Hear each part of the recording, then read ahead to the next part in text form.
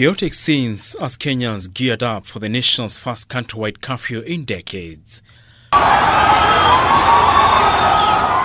Police in Mombasa clashed with residents who are lining up to board the ferry after the day's work. Innocent crowds herded like sheep, threatened with violence simply for trying to get their way home. Even a directive by Inspector General of Police Hilary Mutyambai that journalists were exempt from the curfew fell on deaf ears as some of his naively overzealous and ill-informed officers beat up NTV cameraman Peter Wainaina, who was simply carrying out his duties minutes before the deadline.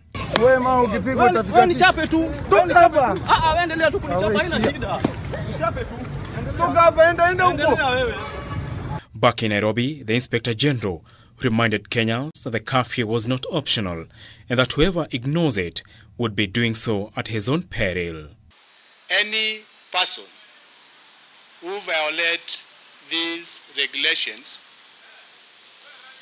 will be dealt with accordingly. I call upon the members of public to cooperate with the teams of the National Police Service for us to effect the curfew as it is stipulated.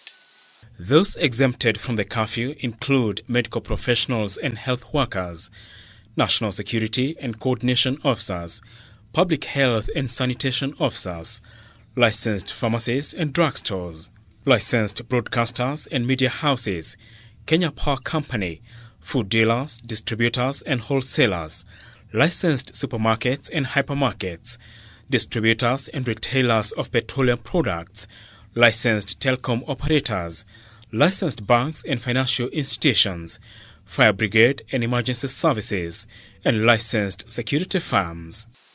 On the issues where we arrest, what will happen, I've clearly said, we'll arraign the arrested people to court.